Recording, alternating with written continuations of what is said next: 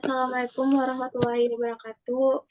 Baiklah, kami dari kelompok 7 akan memaparkan materi mengenai pekerjaan lapangan 2. Kelompok kami terdiri dari Ainul Latifah dengan NIM 2104301, Dian Ofri Winda dengan NIM 2104333, dan saya sendiri, Fania Rai Putri dengan NIM 2104335. Pokok pembahasan dari materi ini ada 3. Yang pertama, penerapan teknik-teknik audit. Yang kedua, penggunaan sumber daya dari luar atau dari mitra. Dan yang ketiga adalah bukti audit. Pemaparan materi pertama akan dipaparkan oleh Dian. Kepada Dian, disilahkan. Baik, terima kasih. Saya akan memaparkan materi yang pertama, yaitu penerapan teknik-teknik audit.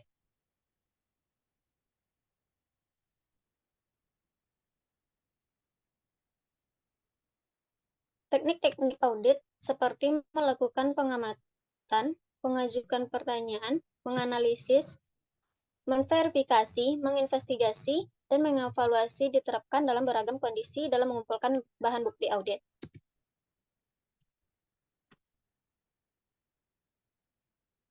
Berikutnya bentuk-bentuk penugasan audit.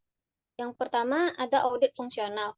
Audit fungsional adalah audit yang mengikuti proses dari awal hingga akhir, melintasi lini organisasi. Audit ini bertujuan untuk menentukan seberapa baik fungsi-fungsi dalam organisasi akan saling berinteraksi dan bekerja sama. Yang kedua ada audit organisasional. Audit organisasional tidak hanya memperhatikan aktivitas yang dilakukan dalam organisasi, tetapi juga dengan kontrol administratif yang digunakan untuk memastikan bahwa aktivitas-aktivitas tersebut dilaksanakan. Oleh karena itu, auditor tertarik pada seberapa baik manajer organisasi memenuhi tujuan organisasi dengan sumber daya yang ada. Selanjutnya yang ketiga, studi dan konsultasi manajemen. Setiap organisasi membutuhkan konsultan untuk melakukan studi manajemen, membuat evaluasi, dan menawarkan rekomendasi untuk memperbaiki masalah organisasi.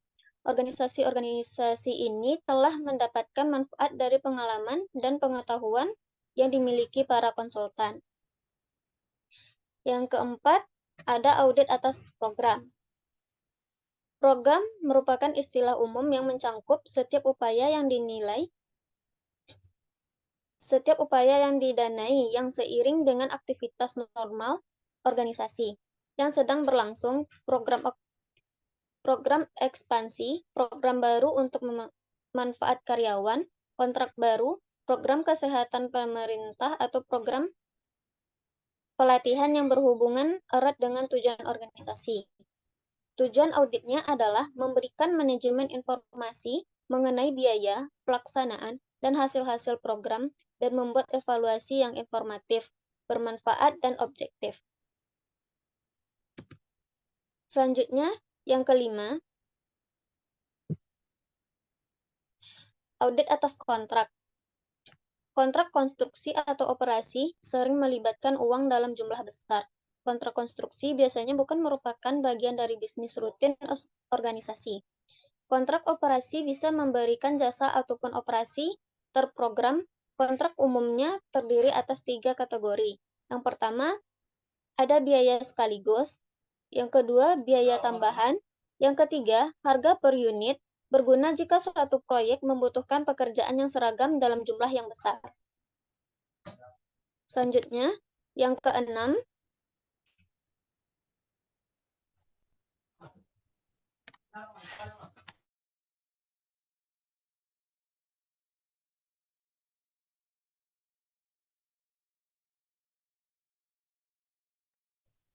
audit integrasi.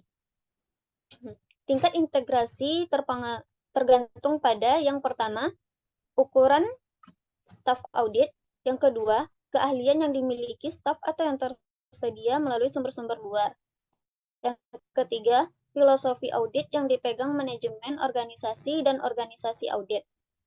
Yang keempat, tingkat aktivitas teknologi di klien dan organisasi audit. Yang kelima, biaya manfaat dari pengoperasian audit semacam itu. Mungkin sekian pemaparan dari saya kembalikan kepada moderator.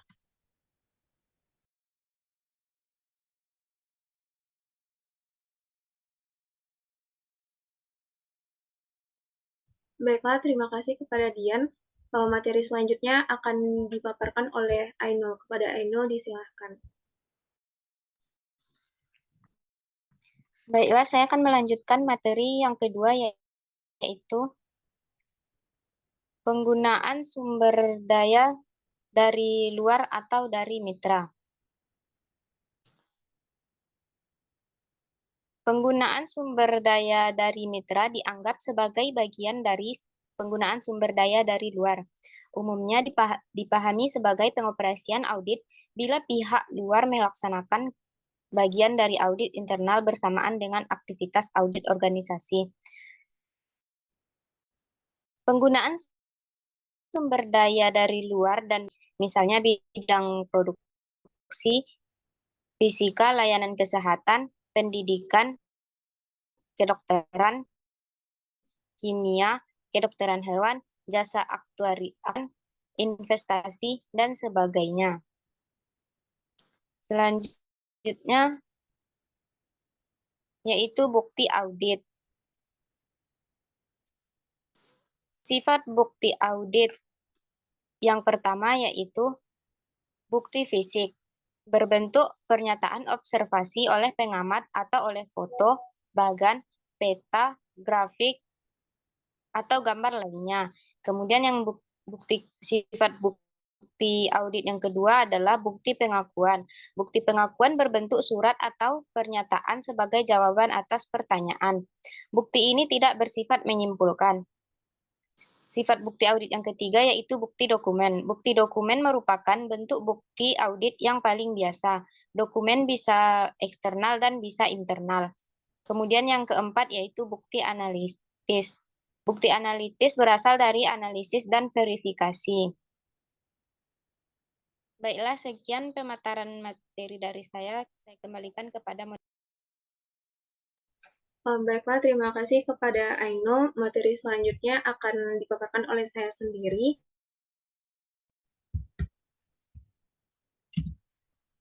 Standar bukti audit. Semua bukti audit harus memenuhi 3 uji, yaitu kecukupan, kompetensi, dan relevansi. Kecukupan bukti dianggap memadai jika bersifat faktual, memadai dan meyakinkan sehingga bisa menuntun orang yang memiliki sifat hati-hati untuk mengambil kesimpulan yang sama dengan auditor. Yang kedua, kompetensi.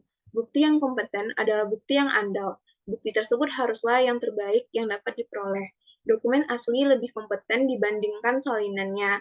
Pernyataan lisan yang menguatkan adalah lebih kompeten dari pernyataan biasa. Bukti langsung lebih andal dibandingkan bukti kabar angin. Yang ketiga yaitu relevansi, mengacu pada hubungan antara informasi dengan penggunaannya. Fakta dan opini yang digunakan untuk membuktikan atau menyangkal suatu masalah harus memiliki hubungan logis dan masuk akal dengan masalah tersebut. Baiklah, sekian presentasi dari kelompok kami. Mohon maaf jika ada salah kata. Saya tutup dengan wassalamualaikum warahmatullahi wabarakatuh.